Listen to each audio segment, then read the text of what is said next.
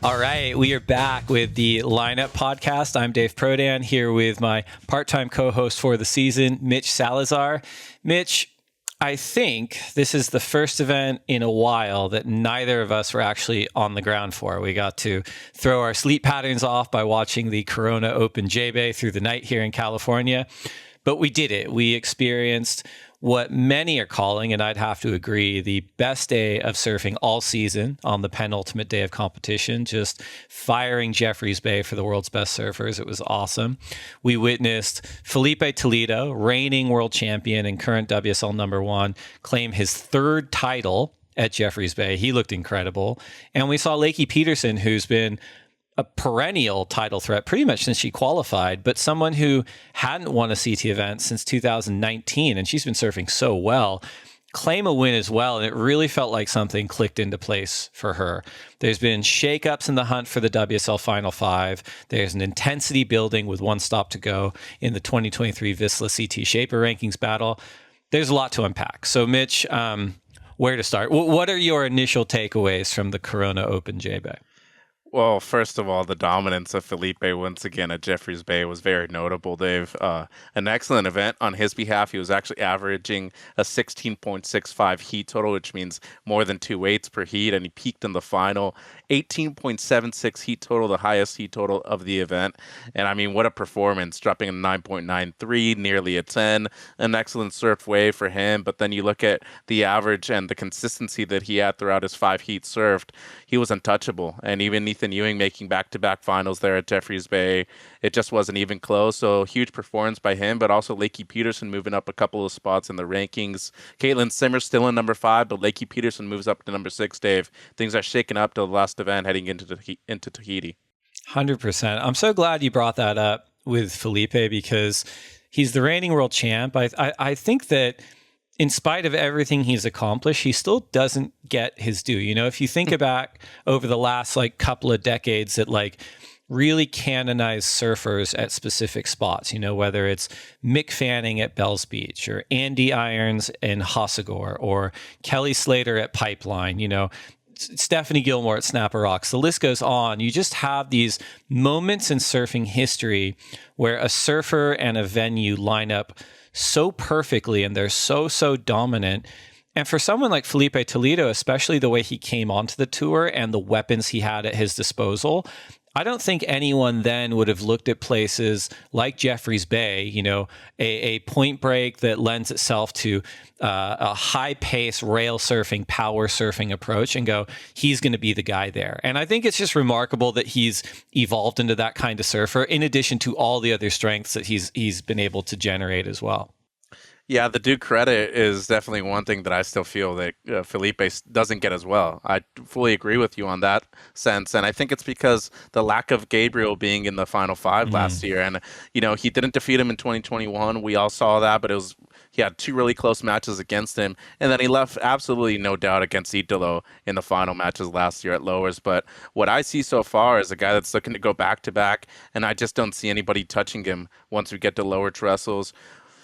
There's been many different waves that he's surfed over his career so far in Jeffreys Bay, and I feel like this year there was just another step above that he took, Dave. In 2017, I still think he has the best perfect 10 we've ever seen in competitive surfing history, the 2 alley-oop waves. He combined that with some radical surfing on the rail after he finished both alley-oops as well. 2018, he wins that event, and now you look at 2023 and what he's done in the 6-year span difference. He's evolved as a person, as a human being, and as a surfer as well. And man, we're looking at an athlete that is as good as it gets. And he's looking to qualify for the Olympics, which he actually just clinched this spot too, Dave. Big performance from him here in South Africa. Huge one. Well, let's not delay it any further. Let's get into our opening segment, the universally celebrated winners and losers. Mitch, why don't you open us up? Well, my first loser, Dave, is, one that comes with a lack of emotion, and I feel like it definitely was noticeable in the competitive scene. And it's the lack of real substantial performances by the local South African surfers in the event. Sarah Baum making the quarterfinals, she won her opening round heat, yes, but wasn't able to defeat Carissa Moore. That's still a good performance by a wildcard surfer, though. So we got to give Sarah Baum some credit. But Aiden Mason-Camp didn't really perform the way he wanted to, being awarded the local wildcard spot. Jordy Smith had one excellent heat in the elimination round, but wasn't able to make it past the round of 16. That's a two-time champion we're talking about at Jeffreys Bay. But also Matt McGillivray, the one local boy from Jeffreys Bay, wasn't able to make it past the elimination round. And I'm just considering how good the waves were, Dave. That, to me, is really the key to success to these local surfers doing well. We had the one epic day of competition, which I think has been the best day of surfing so far this 2023 season. And unfortunately for these surfers, they weren't able to capitalize on good conditions at home. It's a good point. And interestingly, because I went with a similar grouping for my first loser. And this isn't just specific to J-Bay, although I think J-Bay is kind of another proof point. But my first loser is actually just the Australian males on tour, outside of Ethan Ewing, whom I'm sure we're going to get to in a minute. But, at the start of the season, things looked really promising for the resurrection of the Lucky Country males, right? You've got Jack Robinson with an awesome lead throughout the first half of the season before getting injured, heading into Margaret River. You've got surfers like Ryan Callanan, Liam O'Brien, and Connor Leary. They continue to put up inspired performances, many of them getting good results here and there, but this group hasn't consistently threatened en masse in the way that I think it could have, because the talent is absolutely there. And then depending on the conditions we get at Chopu, there's surfers like Jack and Connor and Ryan who could all be threats. I'm unsure about Liam yet, but it's not to say he can't do it. I just haven't seen too much of him in those kind of conditions. But yeah, I think there was a potential across, especially the last 2 or 3 events, for the Australian kind of men on tour to really make inroads in the rankings as a group. I do like what I'm seeing there in terms of talent, but yeah, I want to see some other kind of generational threat to come in and tackle the Brazilian Storm to make things interesting. And I think they have the potential.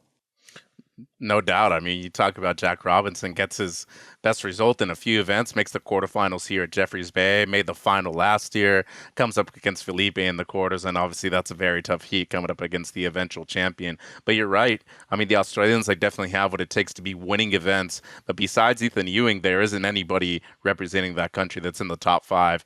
Ryan Callanan's number 10, Jack Robinson's number 8, and Connor O'Leary's number 11. They still have a lot more to prove, especially with Tahiti coming up. And moving into my second loser, Dave, this is actually one that I thought, was a bit heartfelt personally. But being a goofy footer, both of us, this one hurt. And it's Tatiana Weston-Webb, because she's our defending champion at the event. She came into this event number 6 in the ranking. She needed a big result heading into Tahiti to be able to close that gap and minimize it between her and Caitlin Simmers, who was number 5 going into South Africa.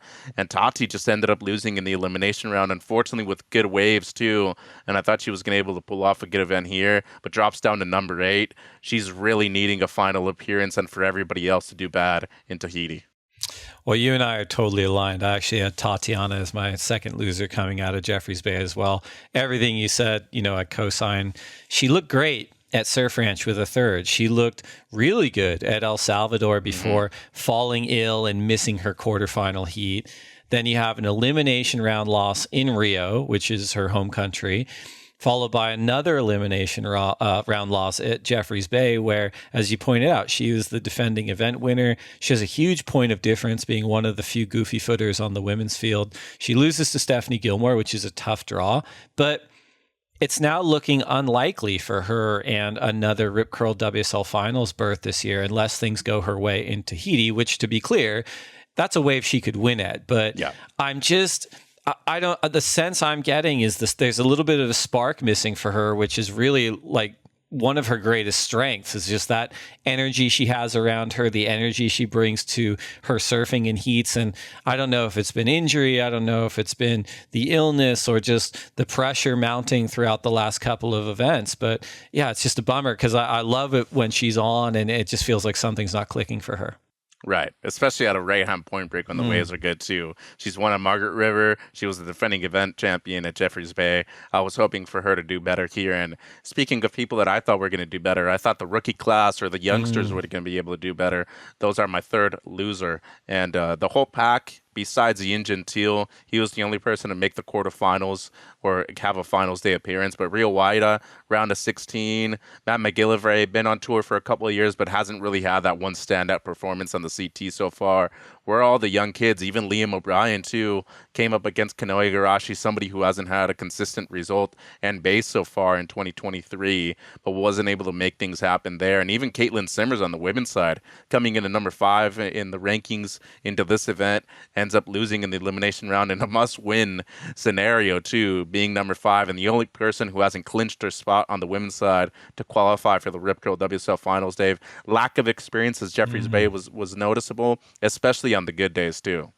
That's interesting. It does feel like there are certain venues on tour where historically, every time a new generation comes onto the tour, whether it's a Pipeline or a Sunset Beach or a Jeffreys Bay or a Bells Beach, right? There are venues where experience probably scales or over indexes in terms of importance, because they're just waves where there are particular challenges that if you haven't been there a lot, it's going to be hard no matter how talented you are, no matter how paradigm shifting your own surfing may be. And for somewhere like Jeffreys Bay and the pacing of that wave and not going too fast, not going too slow, being able to understand it, it's a challenge, I think, for the younger surfers, but I think you're dead on the money in terms of them losing out on an opportunity there. For my third loser out of Jeffreys Bay, I'm actually going to go with a little bit of a relative pick on this one. Relative in the sense that she didn't do super poorly, but didn't do as well as she probably needed to, and that's the queen, reigning 8-time world champion Stephanie Gilmore. I think she had a missed opportunity at Jeffreys Bay. Between her free surfs, her early heats, like her form is insane. I actually think she is surfing better than ever, which is saying something given how well she's done throughout her career. And I do truly believe she could very well remain one of the best right-hand point break surfers, agnostic of gender, on the planet right now. And as I said, quarterfinals, 5th, it's very respectable. She went down to Molly Picklow. Molly looked excellent. But I think this event was one that she needed to capitalize on to put herself in a better position to threaten a top 5 position heading into the final event of the year, which is at a venue which is a bit of a wild card for most surfers on tour, which is Jopu. So, Steph's my last loser coming out of J-Bay, even though she made the quarters and looked insane all event. Yeah, but a quarterfinal result on the women's side ain't going to cut it, for how small the tour is on the female side and how few people qualify for the Rip Curl WSL Finals. You really need to be making the semifinals or better, and that's where I think Molly Picklam's result, even making the final, she has several of those this year. Man, she has looked consistent, and beating somebody like Stephanie Gilmore in her first year competing at Jeffreys Bay, too, is something pretty crucial to her result so far this year. My first winner, Dave, and a good friend of mine, somebody that I really look up to, and he looked on point. His best result so far this year was Kanoe Igarashi. Semi-final finish for him in Jeffreys Bay. He's done that before, but looking at his 2023, when you compare it to 2022, he ended up number 5 in the world last year. And this year, he's outside of the top 10 still, but moving up a lot of spots, jumping, knowing that Tahiti's a good event for him, where he garnered a good result last season. He just looked so much more different. Brilliant surfing, I felt. Good decision making, but his boards looked on point. I really have to attribute a big part of this result to the time zone that he was in. Resides mostly in Portugal now during the off season, and it's basically the same time zone. It just felt like his body was aligned the whole time. But I will say there were a few days of competition that he wasn't feeling 100%. He was a bit ill, but it just came down to him wanting it. It seemed like he really wanted it at this event. Yeah, it's interesting how that's often a recurring theme, whether it's an injury or an illness. And I think sometimes there's so many variables in surfing, whether you're free surfing or competitive surfing. And sometimes I think when you get sick or when you hurt yourself and you're a little bit hobbled, it quiets so many of those distractions down in the water, in your heats, and you just focus on the next thing you have to do, which I think is a real strength for a lot of people in surfing. And I saw that in Kanoa as well. I think it's a great pick. And I think Jeffreys Bay, for him in particular, it's a pretty special spot. I think if you go back a couple of years, this was the first event where he swapped from Channel Islands to Sharp Eye, and it really took his surfing to a different level and put him on a path to, winning his first CT event, within the next couple of seasons and being a threat. He's had a pretty uncharacteristic year for himself results wise. So it was awesome to see him back in form. My first winner coming out of Jeffreys Bay, I'll get a little bit emotional, but it's just like South Africa in general, and I think between the Challenger Series event in Ballito, which I enjoyed every day of, and the CT event at Jeffreys Bay, it is just a great reminder of how quality the surf is in that country and how quality the surfers are, and watching the free surfs and watching, the surfers in the heats, even though, as we talked about, maybe they underperformed in the championship tour event. And a couple of weeks ago, we brought up a similar point in our Watersheds episode about Jordy Smith's maiden CT victory at Jeffreys Bay in 2010. And that point was that for as good as the surf is in South Africa, or Africa in general, which is something that was profiled really, really well in the opening episode of season 2 of Stabs, How Surfers Get Paid, which was about Grant Twiggy Baker, and that aired last week. So if you haven't checked that out, I highly recommend it. But yeah, just like, how good is the surf in South Africa / Africa? How good are the surfers there? And this disconnect between that and their numbers and presence on the global stage, which is largely due to geographic isolation and challenging financial situations. But it's such a special place. And I think the CS and CT events this year really reminded the surfing world once again of just how special the region is to all of us. I was feeling it across the last couple of weeks. Yeah, so was I. I thought Ballito was great. I thought they had consistent waves throughout the entire event too. Big congrats to Cole Houshman again, by the way. I mean, that's a massive performance, 2 wins in a row for him, and he's basically qualified for the championship tour for 2024. Nice to see that we're going to have another American surfer by the end of the year on the CT again. But my second winner, and just to really clarify how important this was to do it right here rather than wait for the last event, the people that qualified for the Rip Curl WSL finals and clinched their spot on the WSL Final 5. Molly Picklum on the women's side, she makes the final here at Jeffreys Bay, her first time competing. Felipe leading the rankings. It was kind of surprising that he wasn't able to clinch it in Brazil with the early exit over there. But how about Ethan Ewing too, man? I mean, that guy really is the full deal. He moves up into second place, knocking down Griffin Colapinto, who also clinched his spot at this event in number 3 in the rankings right now. That can still change heading in the last event in Tahiti. But man, Dave, the waves were outstanding. The surfing was outstanding. How fortunate are we to be able to see the best surfers in the world really do their thing? Probably one of the most perfect waves on the planet too. It was awesome. And, for my second winner, I'm going to cheat just a little bit here. We've talked about it already. Felipe Toledo, the reigning world champion. He's been incredibly dominant all season.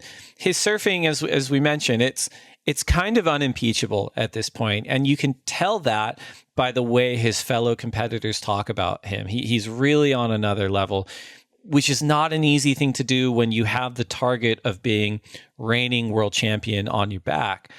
So he's obviously a winner for a lot of reasons, but I said I'm going to cheat and I'm going to backdoor my selection on this one. And my second winner from Jeffreys Bay is actually going to be Ethan Ewing. Referencing that Watersheds episode from a couple of weeks back, Pat O'Connell joined, and we were talking about how Jordy and J-Bay and Jordy and Bells have for such a long time being really considered peak performance surfing at those spots. But at Jeffreys Bay this year, I think we've been seeing it for a couple of years now, Ethan's rail-based power surfing at right-hand points, it really stole the show, including during his round of 16 heat against Jordy himself, and I think there was an energy where it's like people are like, we expect Ethan to be dominant in this heat. He was dominant. Jordy surfed really well, but it didn't really feel that close. And I guess that's why I think Ethan's a winner. It's like his surfing has jumped so much to the point where he is the benchmark in conditions like that. And I think he's the surfer to watch now in the power surfing space. which just looking at the level of talent across the tour is such a radical thing to prove to everyone. 100%. And I think the maturity that he shows too and the poise. I mean, going up against Jordy Smith, a two-time champion at Jeffreys Bay, and the only person to have a perfect heat at J-Bay too. Yep. And we need to really state that, because for Ethan Ewing to go up against that guy, a guy who's 35 years of age, has been on the championship tour for 16 years now, and defeat him the way he did it, as you said, it was way closer as the numbers say, but realistically, you look at it and there was a big difference in what they were able to do on the beautiful canvases of Jeffreys Bay. And that's leading into my third winner. And I think really the thing that we need to stand out most during this episode were the conditions that we had at Jeffreys Bay. I know finals day was a bit slow towards the end, especially with both finals, but the one day that we had that was super long, running overlapping heats, it delivered. It was as good as it gets. I think the best day of competition so far for 2023. And just look at the numbers. Look at the numbers that people were posting. People were losing with 16, 17-point heat totals. The heat between John and Connor O'Leary, the wave coming down to it. At the end, Connor gets the score. It's a high 8. Next thing you know, John's out of the running for a championship at Jeffreys Bay. He gets knocked down in the rankings too. Like, this is really what the Dream Tour is about, having the best conditions with the best surfers in the world perform at the highest level of surfing, Dave. It's a great point, and I haven't mentioned, my ongoing loser from the year, La Nina. But let's face it, it's been a tough season for us conditions-wise, and I think a lot of that has to do with we're in this transitional cycle between La Nina and El Nino. I think that's thrown some of the rhythms off, both on tour and off tour for a lot of us at surf. But yeah, final winner here. I similar, but I think it's all of us. It's the surf fans. We got the best day of surfing so far this season in the penultimate day of competition, as you just mentioned. We had WSL Final 5 clinches. We had provisional Olympic qualifiers and a very tight battle for the remaining Rip Curl WSL final spots on both the men's and the women's tours right now heading into Tahiti. If you're looking outside the bubble right now, but the surfers that are within striking distance, Gabriel Medina, John Florence, Jack Robinson, Leonardo Fioravanti, Ryan Callanan, Connor O'Leary, and still Italo Ferreira on the men's side. And then on the women's side, Lakey Peterson, Stephanie Gilmore, and Tatiana Weston Webb. So it's all going to come down to the end of the road in Tahiti. I hope the swell delivers, because the stakes are very, very high. Okay, let's put it this way. There is barely any separation between Gabe and Iago right now, and the only thing that's standing in Gabe's way is if Iago ups him in the next event, and the final one too. They're close in the rankings. They wouldn't be able to match up until the final, I believe. But I mean, that could be a dream scenario, especially for goofy footers. We need to have one more in there. I know a lot of people want John Florence to qualify for his first ever Rip Curl WSL finals. That could potentially happen. We're just crossing our fingers, Dave, that we get some swell in Tahiti and that it's pumping just like it was last year. I love it. Well, that's winners and losers from the Corona Open J-Bay. We're going to take a quick break to get a word in from our sponsors, and we'll be right back.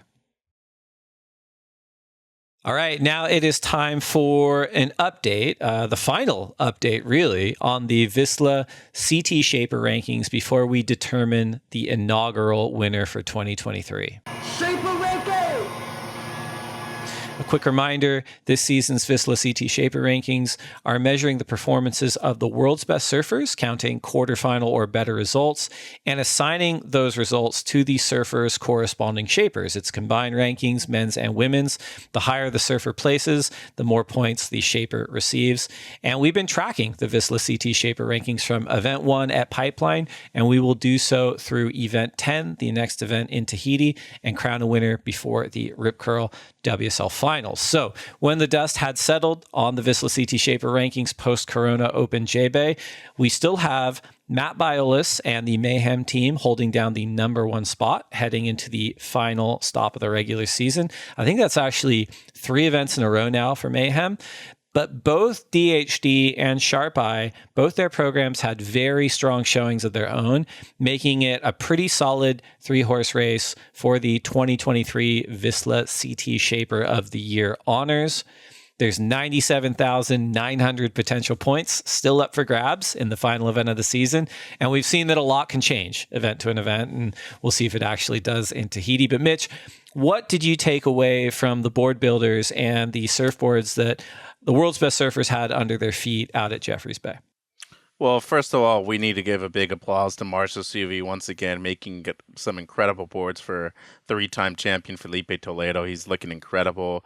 DHD getting some points on the board with both runner-ups, Molly Picklam and Ethan Ewing in the finals. But I really want to give props to the leader of the rankings so far, because the Vissla CT Shaper Rankings is all about who ends up on top, and it's been Matt Biolos from Mayhem so far. A lot of quarterfinalists are better in this one. Ian Gentile making the quarterfinals in his first event ever at Jeffreys Bay.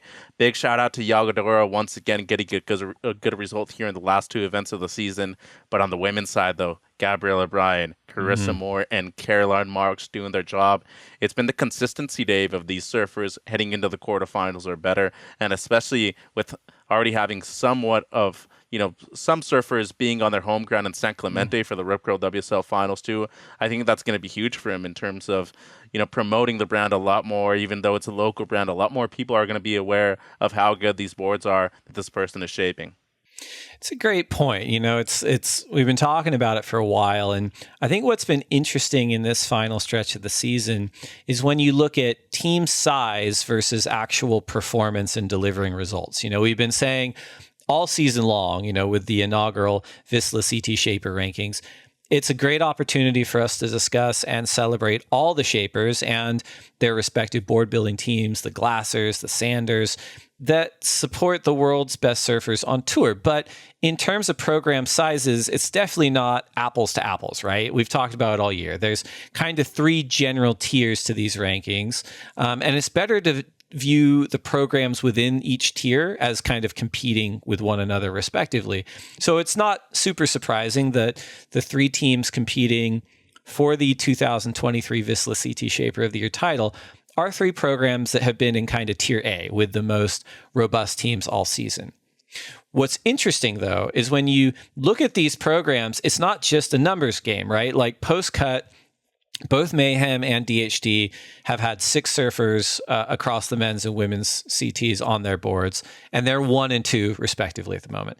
Sharp Eye, who's been really impressive all season, you've had the right call out, especially with Felipe winning yet another event, but they actually have 9 surfers on their team post-cut. So when you look at it, despite Mayhem having 33% less team riders right now than the Sharp Eye program, his surfers have all been collecting counting results post-cut. On the men's side, you've got Griffin and Iago, and then the recent addition of Maui's Ian Gentile, and then you've also got Carissa, Caroline, and tour sophomore Gabriella Bryan, who we talked about in the last episode. I think one of the most interesting things in the last few events has been Gentile, who moved to Mayhem starting in El Salvador and has been like a real value add on these rankings with a 3rd in El Salvador and a 5th in Jeffreys Bay as a rookie. So any thoughts on that? Just team size versus having, the right surfers performing and collecting results. Right surfers all day, because you look at what Gabe's been able to do over the last few years, and with Cabianca, Sure. a much smaller shaper, much smaller brand, relatively unknown too, but he's big in Europe and especially in Spain where he resides now. That's a big deal for him, just having that kind of exposure, having those people that are on top the entire time, especially during a long season, to be able to promote the brand, things like that. Just diversify things in the end is really what's going to get you good results. And I feel that for Team Mayhem so far, they've been able to have a different set of wheels in every single event too. If you look at Gentile's best results, they've both been at point breaks. One Right. at Punta Roca and then one here at Jeffreys Bay. Good result in Brazil too, but when you look at overall good performances, those are the two best for him. Caroline Marks, that she's a very consistent surfer at any kind of break, but finally gets her first point break win at Punta Roca earlier this season, and another great result at Jeffreys Bay too. But I think just overall, I'd rather have performance over size. You look at Team Sharp by what they've been able to do over the last few years, and especially garnering more athletes on the Championship Tour as well. I still think that there's not enough focus on the people that maybe there should be more focus on. Felipe has his own his own shape. Has a couple of them actually. Kanoa has his own shape now. What about Jack Robinson? He's down to number 8 in the rankings. Is he really getting the right amount of focus that he was probably getting with Eric Arakawa? I don't know about that. Seth Moniz now a good addition. He wanted to be on some more consistent boards too. But you can think outside of the box. When we look at Channel Island surfboards and what they've been able to do with Joao Chianca, a lot of individual focus, and I think that's really attributed to his good performances and him even leading the rankings at one point this year. I think balance is really important too, right? Like if you look at both the Mayhem and DHD teams, they have both men's and women's that are really collecting a lot of results. And the Sharp Eye team has great team riders on both sides, but they've been a bit hamstrung this season in terms of the hunt for Vissla CT Shaper of the Year because Joanne Defay, who's normally a very consistent performer, she was injured for a good chunk of the season. And as we talked about, Tatiana Weston Webb, who is a title contender most years, she's had a really up and down year and hasn't put up the numbers for them as well, whereas the other two programs have been pretty consistent on both sides of the gender spectrum. If you're looking right now at the rankings, we got one event left. It's about 35,000 points separating Mayhem and DHD ahead of Tahiti, and about 50,000 points separating Mayhem and Sharp Eye. It's Mayhem's to lose at this point. But again, 97,900 potential points left to claim. Both of these programs have a shot. Mitch, what do you think is going to unfold between these three programs in Tahiti, and who's going to be on top next time you and I are talking? I'm still going to give the edge to Team Mayhem. I think there's just too much to lose on their behalf, especially when you consider how much it affects the decision to win the World Championship at the end of the day, what kind of ranking you're going into at the Ripco WSL Finals. For Caroline Marks, she wants to finish as high as she can. Carissa Moore's number 1 in the rankings. I don't really see that changing by the end of Tahiti. But on the men's side, you look at Yagodora and the significance of just remaining within the top 5, especially with 3 surfers already clinching their spot. You have number 4, Joao Chianca, who's basically a foot in. You want to be able to remain either number 4 or 5. You're going to surf it in the first match anyways. But just outside of it, you look at Team Pizel too. John Florence, he could easily be moving up a few spots and garner his first win in 2023. But I think for the top 3 teams, especially for DHD, you need to get good results from both Ethan Ewing and Molly Picklum. But Stephanie Gilmore is going to be the one wild card for me. Is she going to be able to break through and at least make it to the semifinals and have number 5, Caitlin Simmers, lose out in the elimination round? If Stephanie is able to make the final, I think she's able to garner enough points to at least move up DHD to number 2. That is a great point. I hadn't even considered kind of the motivating factor heading into the last event. Because as we've talked about this episode, there are some individuals that are locked in, right, for the finals. And the individuals who are locked in, I'm sure they still want to perform, but they might not have that same motivation as you pointed out, like a Yago Dora who rides for Mayhem needing to confirm his spot, or a Stephanie Gilmore riding for DHD needing to crack in. So that's an interesting wrinkle that'll kind of go into these rankings heading into the last event. A couple other observations from South Africa. You mentioned Sarah Baum, local wild card. She collected a 5th for Smith Surfboards, which is Graham Smith, Jordy's father's label. And then Channel Islands, I think we talked about this, but Channel Islands is probably as storied a board program as you're likely to find. They've had an interesting rebuilding year. We've talked about it a lot. I think with the likes of tour sophomore Joao Chianca's rise to the pointy end of the rankings, and plenty of off-the-books requests from non-team riders for the CI Pro and CI 2 Pro Ferrari models, it's been a good year for them. I'm sure they want to be up at the very top. I'm sure they want to be competing for pole position. But it was just awesome to see Lakey collect another win for herself, just because she's such a good surfer. I think she's surfing better than ever. I think the board she's on as well have actually taken her surfing to another level. And I think, as she said, it's a confidence game. Like at some point, she was like, man, am I moving on? Am I getting generationally shifted out, even if I'm feeling like I'm surfing better than ever? And I think she proved to herself that she still has it. She's still a contender for that world title. And I think that's a great thing for Channel Islands. Anything else that you noticed board-wise from South Africa, Mitch?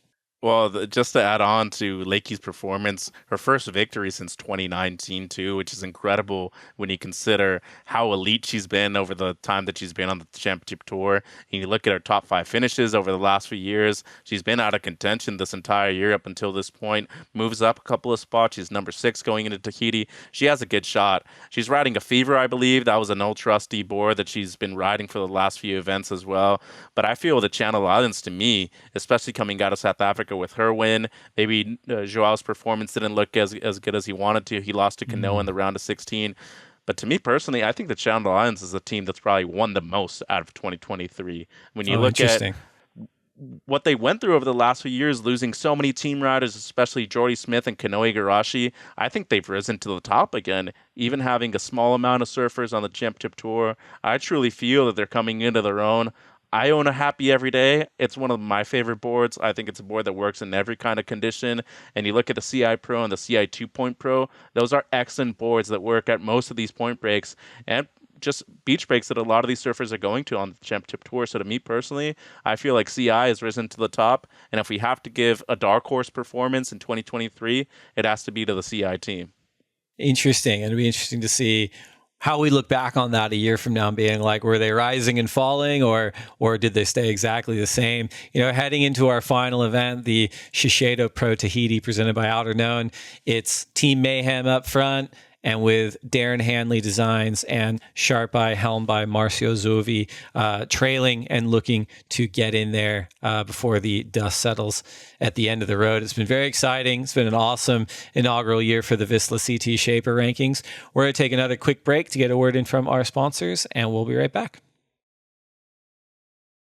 Welcome back to the lineup. I'm your co-host Mitch Salazar here with Dave Prodan. And Dave, let's get into our funnest segment of the podcast. And once again, thank you everybody for writing in to @the_lineup_pod. If we don't get to your question today, we'll do our best to respond in our direct messages as we always do. Dave, let's get into our first question from @DanJC264. Could the pressure of also qualifying for the Olympics be an obstacle for the final 5 surfers? That is interesting. Yeah. So the WSL Championship Tour is a Tier 1 qualifier for the Olympics. So depending on how the surfers finish in the rankings, they are potentially provisionally qualified for the Olympics.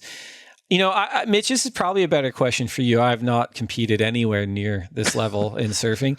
I would imagine, though, that it's not a huge obstacle for the final 5 surfers, because I think the through line is like, this platform on the championship tour, these are the best surfers on the planet. If I want to be anywhere, whether it's competing for a world title or making my Olympic team, I just have to surf my best. I have to get my results, and that doesn't matter whether the Olympics are here or not. It could be a bit of a distraction, but it could also be a support mechanism where a lot of surfers are getting a lot more attention from, where they come from. They're getting financial support. And that can go a long way, I think, in terms of training, in terms of economic support. So I wouldn't consider it an obstacle. I'd say a distraction at best, and potentially even a positive for a lot of them. But Mitch, what about you? Because obviously you've competed at these levels. When something like this comes in, is like another element or another target, does it throw you off, or are you still focused on the first thing? Personally, I'd be focused on the World Championship right now, and especially if you're making lowers. But I like that you mentioned the word distraction, because you look at number 4 all the way to 6 on the Men's Championship Tour rankings, Joao Chianca, Yago Dora, and Gabriel Medina. All 3 Brazilian surfers. Felipe's already clinched his spot, so he's the one that's already in. But that's going to come down to whoever's able to do better at lower trestles. So considering Gabe's track record there, how many events he's won, how well he's done recently there, I'd say watch out for him. But Joao Chianca's had an outstanding year. There's a 6,000 point difference between him and Yago Dora, 4 and 5. So I really think that the decision's going to be made on finals day. Yago Dora and Gabe Medina, I think those 2 people are going to be competing for the last spot for the Rip Curl WSL finals. But don't discount John Florence right now either. He would be the second American male to qualify for the United States as well. Jack Robinson, I feel like his chances are done. But on the women's side, I think that's true, because you look at Molly Picklum, she's already in. So is Tyler Wright, and they're secure So I think the goal should always be to qualify for the Rip Curl WSL finals and again for the World Championship. Because if you're a world champion, nobody can deny you the spot that you're looking for the Olympics. So I think that should be your entire motivation. Couldn't agree more. Okay, our second question from at Jack Ho Ho Luck. Do you believe there will be any alternative ways to qualify for the CT Tour like Ultimate Surfer in the future? That's a good question. As someone who is involved in that project, I think it was something that we had a season of it, right? And it happened in the pandemic year too. So, I think people's mileage on that program varied. But at the end of the day, I kind of look at it as like we weren't able to do anything else, and that's not to say that if we wouldn't have been doing Ultimate Surfer either. I just mean it was nice to have something and some kind of platform to watch surfing on during the pandemic year. Mm-hmm. It didn't actually qualify people for the tour. The award was a few event wildcards. I would be interested in other ways to qualify. I don't think a show like the Ultimate Surfer is going to happen where people are qualifying for the tour in the near future. But you also have to understand that in that pandemic window, there was the redesign of the 3-tier system, right? Where we created the calendarization between the Championship Tour and the Challenger Series, and then we regionalized the qualifying series. And I think out of all those changes we've made, the best feedback I get consistently, even by people that are maybe not so big on the WSL, is that they really like the Challenger Series. I think that's probably the most unimpeachable change we made, where we separated these things where people were having to break the bank just to travel around the world and do all these QS events, which you would know intimately. And now you can develop your skill set in region, save a ton of money, decide whether or not you feel like you have it to move to that next level. And then you have sort of a 6 or 7 event tour in the Challenger Series that's more premium locations, a more stable set of surfers, and it creates kind of an easier understanding of like, okay, who's in the mix, right? You're not having someone come from nowhere because there was like a dozen different QS events that no one was paying attention to. They shoot up the rankings. It's a very clear kind of pathway to the Championship Tour. And I think that's one of the best parts of the redesign. And I don't think we're going to change that moving forward too much. I don't know, Mitch, but what do you think about kind of the qualification structure and the idea of alternative routes in the future? Well, I think if we were to do Ultimate Surfer Season 2, that person should get a wild card into the Surf Ranch Pro, not into any other event. I'm cool with just that event particularly because that's where they did well. That's the only place they competed at. But I actually want to propose something to you. You're the CSO of the company. You have a lot of say, I think, in a lot of things, and somebody that I fully respect too. I feel like the World Pro Junior Champion should get an automatic spot on the Championship Tour. I feel like that person should directly be able to qualify for the CT. They earn their spot on the Challenger Series, but hear me out. I feel like with the level of talent, especially the event that we had at Seaside in January this year, there was no doubt in my mind that one of those people are eventually going to qualify for the CT. And I feel like if you just give them that moment right then and there, and they're able to make it post-cut in the first 5 events, it goes to show you that they're there in terms of their surfing and their competitive savviness. So that's the one thing that I think we should point out a bit more. I think the World Pro Junior Champion should get a spot onto the Championship Tour immediately. What do you think about that, Dave? I like where your head's at. I do think the WSL Junior Championships is unquestionably the most prestigious junior title and has been for decades. And I think you're right. I think you look at the pedigree of past champions, and all of them have gone on to make an impact on the world stage. Many of them have gone on to win world titles. I think the carrot right now for the World Junior Champions of automatically being seeded onto the Challenger Series is a huge deal. I do think that shaves off potentially years of you trying to work through your regional qualifying series to get a spot. I'm a little bit of a no on getting a full wild card onto the tour. But what I would like to see potentially, if there is space, is the World Junior Championships either happen, end of the year, start of the year, right? December or early January, within weeks of the start of the CT season at Pipe. I'd rather see them get their spot on the Challenger Series and potentially a trial spot or a wild card spot into pipe. And I think if we see that play out in a few years and those junior champs are making immediate impacts on the CT, then you can kind of consider elevating that even further. But I don't want to discount the value for a young surfer to go, I've proven myself against the world's best junior surfers on the planet. I am a WSL junior champion, and now I'm already on the Challenger Series. I think that's a huge thing for a lot of surfers. I'm cool with that answer. I think if you have it at the end of the season rather than at the beginning of the season, you're able to get that person or grant them a wild card or at least a spot on the trials. I think that's a perfect opportunity. And if they're able to shine right there, we might have a story just like Baron Mamiya had in 2022 as well. Next thing you know, he's qualifying through the CT. So could happen. I like that answer. So our third and final question, Dave, from at AC Condon. You think we are going to have an Ethan Ewing versus Felipe Toledo final? Oh, well, it's a great question. We just had one. It was awesome. I'd taken a Felipe Ethan final everywhere forever. It was so good to watch.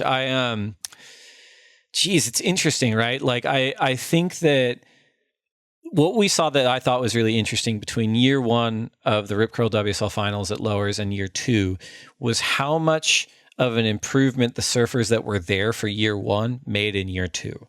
And someone like Ethan Ewing, who wasn't there in year one, I think even he would say, man, I wasn't ready for the moment in year two. I think he underperformed based on what people expected of him. I think he's a young surfer. He's a super smart surfer, and he's a super humble surfer despite being how good he is. And I think he's someone who learns. I think he's like, I've got to work on my backhand. I'm going to go out and do that. I've got to go work on my barrel riding. I'm going to go out and do that. I've got to add more, fin releases and air game. I'm going to go out and do that. And I think when it comes to something like the finals, I would personally be surprised if we saw him have a similar performance this year that he did last year. I think he's going to go in there knowing that he's been there before, knowing what happened the year prior and going, I know how to perform my best. I think honestly at that event, it's mostly a head game, right? Because all the surfers are so good. There are never any more stakes than there are on that single day competition with the world title on the line. And I think the surfers either rise to meet it based on their psychological strength or they shrink away from it. And I think with someone like Ethan, it wouldn't surprise me to see him up against Felipe this year. But it's hard, man. Like it's hard he's number 2 right now. We'll see where he ends up before the end of the year. It's hard waiting at the end of that train track and watching maybe seed number 5. Maybe it's Iago, maybe it's Gabriel, maybe it's John, maybe it's someone we haven't talked about, start winning and building momentum and steamrolling to you, knowing that you haven't competed all day and you come in cold, that person comes in hot. It takes even more psychological strength at that point to get through that person and get to the final. But the advantage, of course, is that you're not burning out your energy having to surf all day. You're conserving it, you take down your challenger, and then you meet Felipe in the final. I think it's very probable, but I also think anything can happen. I don't know, Mitch, what do you think? Is it going to be Felipe and Ethan in the finals this year? Well, I know it's intense when you start banging your table and you're getting into things. I'm like, oh, damn, Dave's super into it. But he is a good surfer. Hot take. All right, good. Yeah. They all are. I mean, you look at how dynamic the tour is nowadays and how good everybody is from, the number 1 in the world all the way to number 15. There's really no separation in terms of the talent. I just think it's who is ever able to really put things together when it comes down to wearing a jersey. I feel like Felipe's been able to do that the last 2 years. And if you look at the rankings, there's very little to no separation between number 2 and number 3. Both Ethan Ewing and Griffin Colapinto have 47,000 plus points. There's around 300 points separating them between second and third. But I think it's going to come down to whether or not Griffin Colapinto is able to withstand the pressure of competing at home. We look at his track record there as an amateur, one of the best to ever do it. Him and Kolohe Andino, I would have to say the best 2 amateur surfers at lower trestles. But when it comes to the pedigree of competing of Ethan Ewing, he has a World Pro Junior Championship. He's won of the Challenger Series level. He's won of the CT level now many different times, and he's also finaled many different times this year. I think it's his best competitive year so far. And even if you look at 2022, he was very dominant in many events as well. But I still think that Felipe would edge him out in the final. I think it would have to come down to the waves being very good. And if Felipe is able to combine the air game with the rail game, I'd still give the edge to last year's Brazilian world champion. It's the point, right? Like, for as good as Iago, Zhao, Griffin, Ethan, it's been the point of this whole podcast. And to paraphrase the True Detective season 1 quote, like a lot of dreams, there's a monster at the end of it, right? And that's Felipe Toledo right now. He is the best surfer on the planet. And anyone that gets there is going to have to face him. It's going to be intense. Really appreciate everyone that wrote in at the Lineup Pod. Mitch, thank you so much for doing this. These are always the highlight of my week. Look forward to seeing you soon. And let's all get ready for Tahiti and hope the swell hits. Yeah, and remember the Wallex US Open presented by Pacifico coming up next week as well. So tune in for that. It's going to be a long event, but going to be a fun one. Stop number 4 on the Challenger Series. Really looking forward to it, Dave. Hope we get some swell here in Huntington Beach. I love it. I will catch you down in Huntington Beach, and I cannot wait to see everyone surfing.